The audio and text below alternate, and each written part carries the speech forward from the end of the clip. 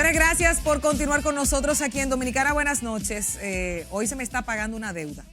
Quiero decirlo claro, hoy se me está pagando una deuda con un viejo amigo que es joven, pero somos viejos amigos porque empezamos, yo creo que la amistad cuando éramos menores de edad, en los lares de la vida y en el destino de estos trabajos que nos apasionan entre los medios de comunicación, la política y el empresariado. Y él es una promesa en muchos aspectos, porque lo conocí en un área política, pero ahora está dirigiendo temas interesantes del sector privado, de la empresa privada de nuestro país. Él es el vicepresidente ejecutivo del Consejo Nacional de la Empresa Privada del CONEP, es César Dargán. Mi querido César Dargán, ¿cómo tú estás?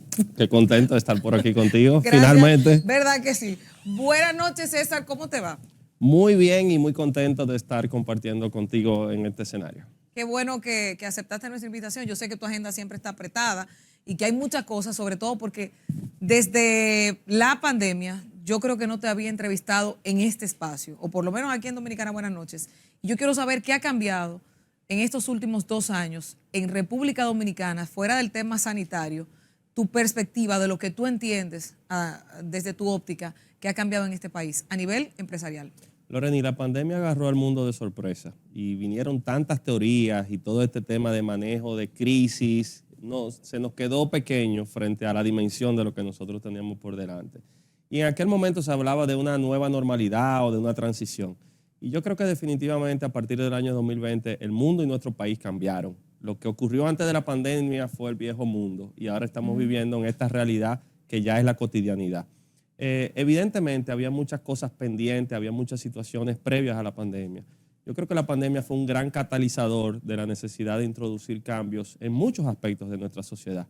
Veíamos como algo lejano el tema de la tecnología, el tema de los robots, el tema de la automatización de los procesos.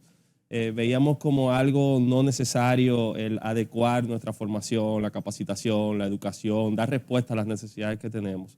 Y ese es el mundo que estamos viviendo hoy, un mundo que salimos de la pandemia, aunque todavía no ha finalizado formalmente, pero que todos los días tenemos un nuevo reto por delante. Claro que sí, y en materia económica en el país sabemos la crisis que afecta al planeta y que se le suma ahora a la guerra de Rusia a Ucrania, al conflicto que se desarrolla. Pero aquí en República Dominicana, ¿cómo tú viste la reacción del empresariado? Porque, por ejemplo, yo te digo que yo empecé a ver la pandemia en Texas y empecé a ver una mascarilla en un sitio y me encontraba eso extraño. El 2 de febrero llego a República Dominicana y veo en el avión gente entonces todavía no era pandemia, era febrero, fue en marzo que se daba. Pero veo también que muchas empresas internacionales que tenían 10 empleados hoy funcionan con 3 y se dieron cuenta en pandemia que funcionaban con menos personal. Eso de una forma u otra es un detrimento para la clase trabajadora. Cuéntanos aquí, ¿cómo se ha manejado y qué ha pasado aquí con eso? Yo te lo enfocaría en 2 aspectos fundamentales. Desde el punto de vista de la respuesta en sí y lo que pudo hacer el empresariado dominicano distinto quizás a otros países de nuestra región. Porque tal y como dices, cuando se detecta el primer caso del COVID en la República Dominicana y posteriormente tenemos que prácticamente cerrar el país, hubo una primera intervención y fue el diálogo constante con las autoridades precisamente para que las medidas restrictivas pudiesen permitir que la vida siguiera de todos los dominicanos. A diferencia de otros países en los cuales hubo desabastecimiento, hubo anaqueles vacíos, hubo falta de los servicios básicos, en nuestro país no vivimos esa experiencia. Vivimos momentos muy difíciles que ahora uno los recuerda, quizás no con la gravedad del momento, pero recordemos que en el verano del 2020 aquí había sobre 1 millón de trabajadores suspendidos. Sí. Y el hecho de que ya a finales del 2020 y en el 2021 hayamos recuperado el empleo, creo que se debe en gran parte a que las políticas definidas aquí y en adición el riesgo y el sacrificio de las empresas y de los trabajadores permitió esa recuperación. Pero posteriormente, Loreni, cuando se identifica el primer contrato para firmar y adquirir la vacuna, pues fue el empresariado que aportó los recursos necesarios en un momento de riesgo. Yo conversaba con empresarios de Latinoamérica, de Centroamérica sobre todo, no confiaban en poderlo hacer conjuntamente con el gobierno y aquí se dijo, mira, esta es la solución, vamos a hacerlo. Y luego el éxito del Plan Nacional de Vacunación tuvo que ver mucho con eso. Eso por una parte. Por otra parte, si tomamos nuestra región hoy, desde México hasta Chile, sin excepción, todos los países atraviesan algún tipo de crisis. Sí. Lo que podemos exhibir aquí, estabilidad política, crecimiento económico, desarrollo y paz social, no lo tienen los otros. Y eso se debe a un cambio en la visión o demostrar realmente de lo que somos capaces los dominicanos. Tú sabes que anterior a la pandemia, en el 2019, poniéndotelo justo antes, se decía que todo estaba caro aquí. Esto es un país de un alto costo de la vida y todo lo demás, y la gente exige salarios mayores, exige menos horas de trabajo, menos días de trabajo, etcétera. Pero ¿y ahora? ¿Qué tan caro es vivir en República Dominicana a sabiendas de las situaciones que ya nos han afectado por la misma secuela del COVID?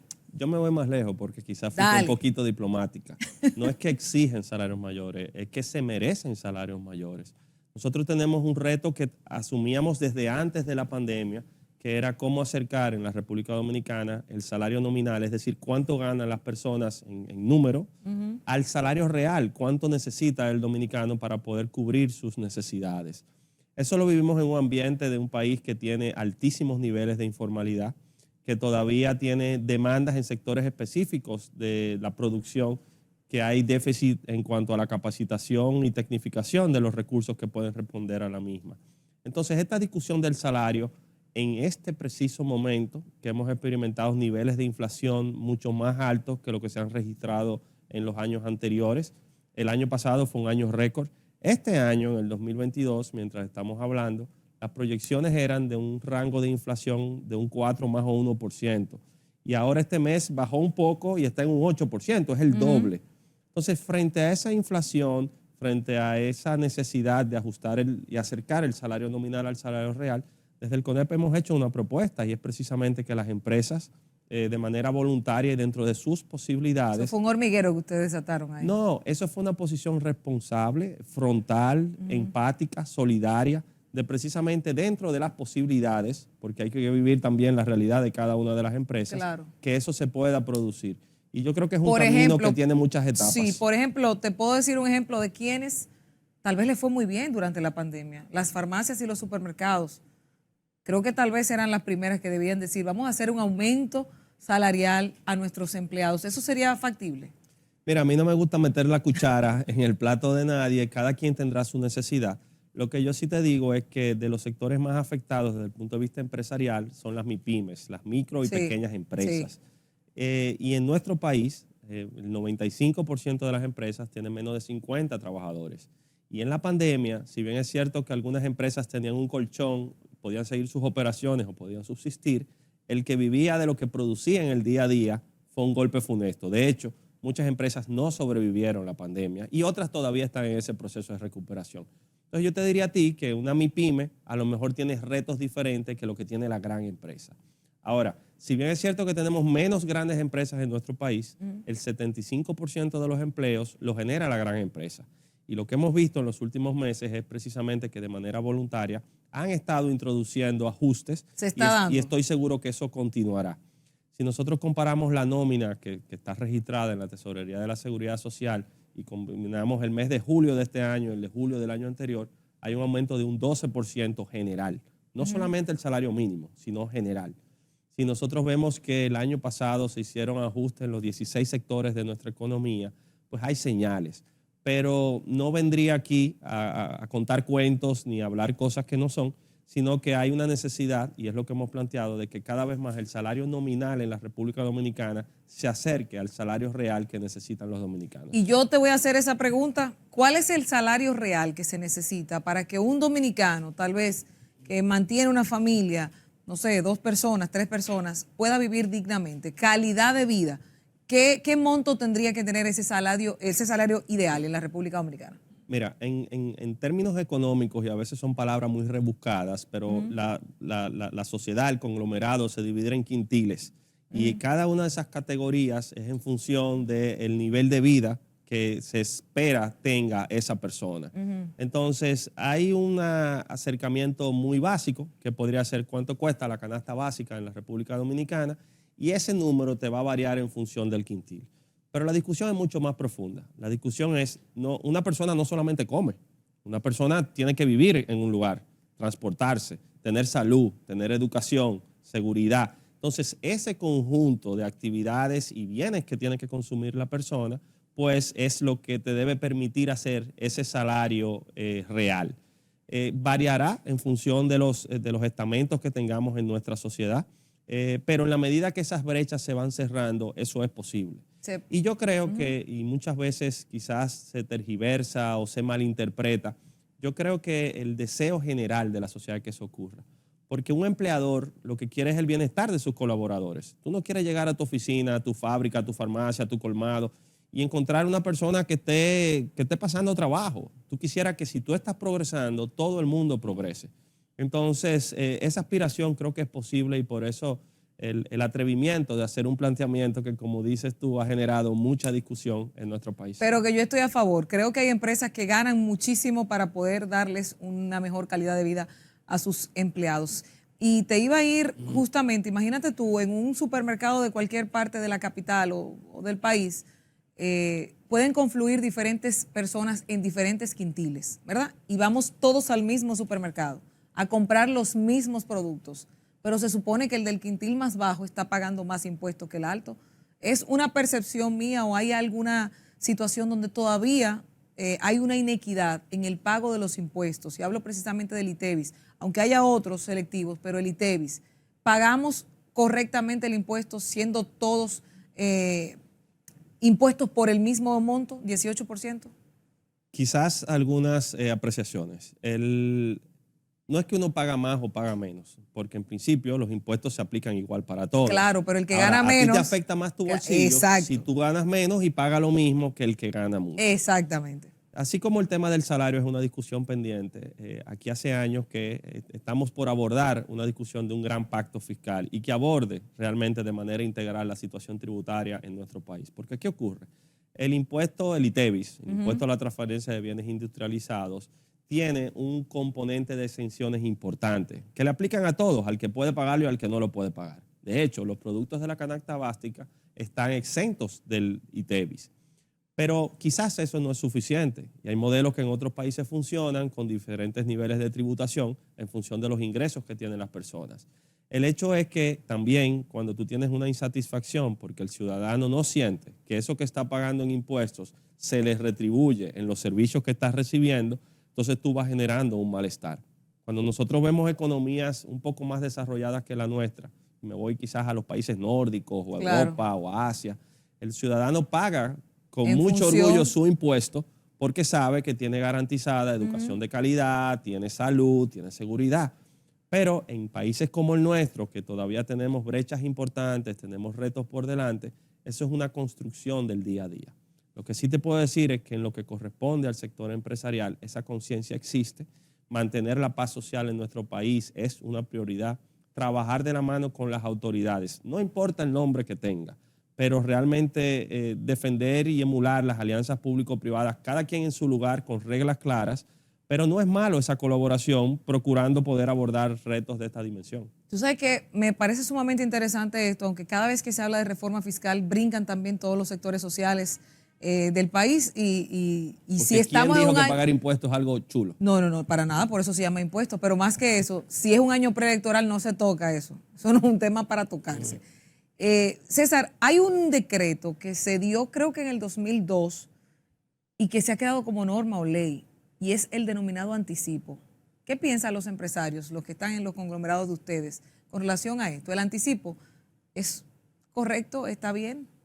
Lorena, y cuando tú me introdujiste, dijiste que tenemos muchos años viéndonos, entonces quizás éramos muy jóvenes, pero en la década de los 90 hubo un conflicto bélico de dimensiones mayores, la Guerra del Golfo, que conllevó aumento de los precios de los combustibles y muchas cosas. Y en ese momento, en los 90, se establecieron impuestos que graban las transferencias, los cheques. Y todavía serie de están impuestos pequeños que tenían un carácter coyuntural en determinado momento y han permanecido. No me diga eso. El anticipo y muchas otras cosas están ahí. Por eso, cuando las condiciones lo permitan, abordar de manera integral el tema tributario y poder lograr un pacto fiscal que inclusive trascienda una gestión de gobierno y realmente nos lleve a cuál es el país que nosotros queremos. Claro. ¿Qué es la discusión? Si tú no tienes claro cuál es el país que queremos, cuánto nos cuesta ese país, de dónde viene el dinero para tú tener ese país, nunca serán suficientes los recursos. Y veremos lo que muchas veces ocurre, que al final del año tú tienes un déficit, tú gastas más de lo que tú recibes. Y como tú tienes que seguirlo gastando o invirtiendo, lo tendrás que buscar en algún lugar. Y por eso los préstamos que nos tienen también de alguna forma Correcto. ahogados. Entonces, esa discusión de cuál es el tamaño del país que yo quiero, cuáles son las prioridades, qué yo no sacrificaría. Yo tengo que ajustar mi presupuesto antes de que termine el año. Bueno, quizás todo es importante y nadie quiere que les recorten, pero quizás hay cosas que tú puedes sacrificar y otras que no deben estar en juego de cara a construir ese país que nosotros queremos. Claro, hay una palabra que es muy utilizada por muchos sectores y es la institucionalidad. ¿Qué tanto hay o no institucionalidad en el país? Y sobre todo el tema de la continuidad de Estado. ¿Se aplica eso? Si nosotros nos comparamos con el resto de la región, nosotros hemos tenido avances importantísimos en institucionalidad. Yo combinaría también el tema de la institucionalidad con el tema de gobernabilidad. Hay países que tienen instituciones, porque se les denomina así, existen y tú las reconoces, pero no tienen gobernabilidad y la sociedad no permite una estabilidad que permita esa continuidad que tú estás diciendo. Quizás no mencionaré países, pero en Sudamérica hemos tenido países que en un año han tenido 3 y 4 presidentes porque se interrumpen los periodos constitucionales. Nosotros aquí, a partir del año de 1966, hemos tenido una continuidad, elecciones corridas y traspasos pacíficos de gobierno. Han habido elecciones quizás un poco más conflictivas, han habido diferencias, pero aquí se ha entregado el poder sin tener que tirar un tiro desde el año de 1966. Y eso es un gran paso de avance. Ahora bien, nosotros debemos continuar procurando tener instituciones más fuertes. Instituciones más fuertes conlleva reducir la burocracia, tener mayor transparencia, tener agilidad en los procesos. Y eso es una tarea pendiente. La burocracia genera costos, la burocracia genera precisamente espacios para que ocurra lo que no debe ocurrir. Y eso es algo en lo que, si bien es cierto, ha habido avance, todavía es algo que tenemos que seguir priorizando. Claro, y en base a eso y todo lo que hemos hablado hasta ahora, tiene mucha responsabilidad del gobierno, el que sea que esté. ¿Cómo ven ustedes a través del CONEP el manejo del gobierno con todos los temas que están en la palestra, que de alguna forma, como tú dices, transforman el país? Quizás por la representatividad del CONEP, al día de hoy son 59 asociaciones de todos los sectores de nuestra economía, 71 empresas. Quizás por nuestra representatividad tiene mucha resonancia cada vez que hacemos una opinión. Y en algún momento se nos ha colocado cerca o distante de un gobierno. Claro. Si algo hicimos fue reconocer que nosotros no somos un partido político. Nosotros somos un gremio empresarial con una agenda de desarrollo, por lo cual trabajaremos con el gobierno que sea, no importa el partido del que se trate.